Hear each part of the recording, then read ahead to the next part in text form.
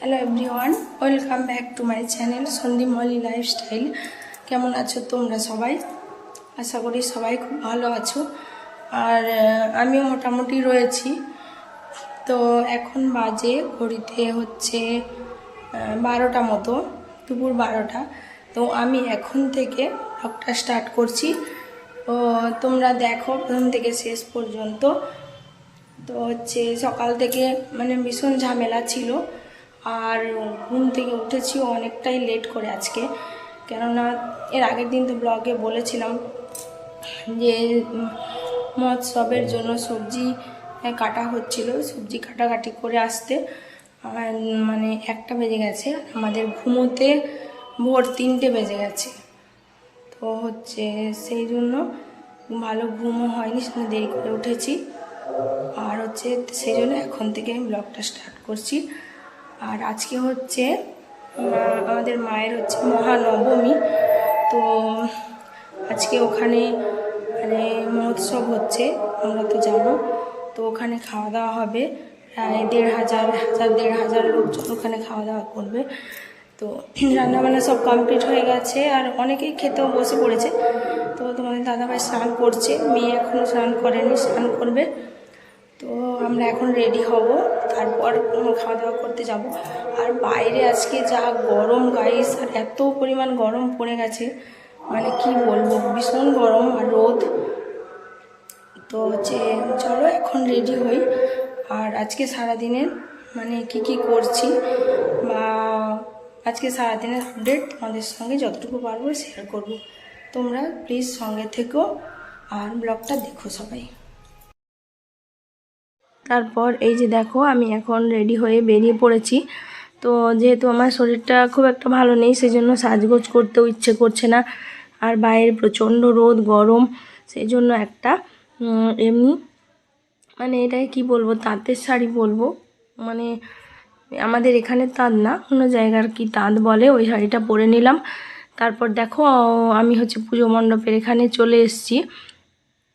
তো আমার আসার আগে মা মেয়ে ওরা সবাই চলে এসছে, খেতেও বসে পড়েছে। আর আমি এসে দেখছি আমার বসার মতো আর জায়গা নেই। তো আমি এখন পুজো মণ্ডপের কাছে এসেছি। তো ওখানে একটুখানি টাইম কাটাচ্ছিলাম। তো এখানে এসে দেখছি যে হোম যজ্ঞ চলছে এখানে। তো ওখানে কিছুক্ষণ বসার পর দেখো তোমাদেরকে দেখাই যে কত লোকজন এখানে খাওয়া দাওয়া করছে। বিশাল বড় মহোৎসব চলছে। আর সবাই নিচে বসেই খাচ্ছে, যেহেতু ঠাকুরের প্রসাদ, সেই জন্য। এই যে দেখো মানে কতগুলো রোতে বসেছে খাওয়া দাওয়া করতে। তো এইরকম আর কি আমাদের প্রত্যেক বছরই এখানে এই মহোৎসব হয়ে থাকে। আমি হচ্ছে এইমাত্র খাওয়া দাওয়া করে বাড়িতে ঢুকলাম, আর ভীষণ রোদ বেরিয়েছে। তো এখন একটু ভ্যান চালিয়ে শোবো, রেস্ট করব। আর হচ্ছে তারপর ঘুম থেকে উঠে তোমাদের সঙ্গে আবার দেখা হচ্ছে। দেখো যেই কথা সেই কাজ। তো দুপুরবেলা একটু ঘুমিয়ে পড়েছিলাম। আর তারপর দেখো এখন বিকেল হয়ে গেছে, আর এখন একটু রেডি হয়ে নিলাম। তো আমি যাচ্ছি এখন ডাক্তারখানায়। তো যাব না ভেবেছিলাম, তোমাদের দাদাভাই অনেক জোর করলো যাওয়ার জন্য, সেই জন্য এখন যাচ্ছি। কেননা যে ওষুধগুলো খাচ্ছিলাম সেগুলোতে মানে কোনো মতেই কম ছিল না, সেই জন্য আবার একটা ডাক্তার দেখাতে যাচ্ছি, আমাদের মাতপুরেই বসে। তো আমি আর তোমাদের দাদাভাই যাচ্ছি বাইকে করে। মানে কি বলবো গাইস, মানে এই শরীর খারাপের মধ্যেও পুজোটা যে এভাবে আমি এনজয় করতে পারবো সেটা ভাবতেই পারিনি। তো মানে শরীর খারাপটাকে উপেক্ষা করেই আমি পুজোটা এনজয় করেছি বলতে পারো। তো যাই হোক, এখন দেখো আমরা বেরিয়ে যাচ্ছি। তো আমি এখন বাইকে উঠে পড়লাম।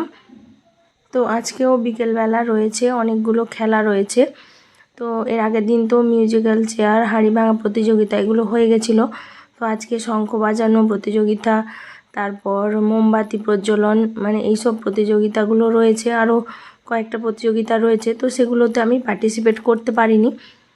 তো যাই হোক, এই যে দেখো আমরা এখন রাস্তায় বের হয়েছি। আর আজকে যেহেতু ছিল রামনবমী, তো সেই উপলক্ষে দেখো রাস্তায় কত র্যালি বেরিয়েছে। তো বাজনা বাজছে, দেখো ব্যান্ড পার্টি বাজছে, আর কত মানুষেরা এই যে মেয়ে আর ছেলেরা সবাই নাচানাচি করে রাস্তা দিয়ে যাচ্ছিল। তো আমরা দেখো আমাদের আসতে একটু লেটই হয়েছে, কারণ রাস্তায় যেহেতু ভিড় ছিল, জ্যাম ছিল, সেই জন্য আমরা অবশেষে পৌঁছলাম ডাক্তারখানায়। তো তোমাদের দাদাভাই একটুখানি আমার ভিডিওটা করে দিয়েছিল ওখানে, তারপর আর ভিডিও শ্যুট করা হয়নি, বাড়ি চলে এসেছিলাম। তো ডাক্তার তো ওষুধ দিয়েছে, ওই মতো খাচ্ছি, স্টার্ট করে দিয়েছি খাওয়া। তো এখন বাড়িতে এসে আমি এখন ডিমের ঝোল রান্না করছি। তো যেহেতু আমাদের নবমী কেটে গেছিলো, সেই দিন দুপুরবেলায় নবমী কেটে গেছে, সেই জন্য রাত্রেবেলা এখন ডিমের ঝোল রান্না করছিলাম। তারপর আমাদের এখানে যাত্রাপালা হচ্ছে, তো শুরু হয়ে গেছে, তো সেই জন্যই এখন রেডি হয়ে একটু পুজো মণ্ডপের ওখানে যাচ্ছি। তো ওরা সবাই চলে গেছে, বাবা রয়েছে বাড়িতে, তো আমি আর আমার বর দুজনে মিলে এখন যাব। তো মা মেয়ে ওরা আগেই চলে গেছে।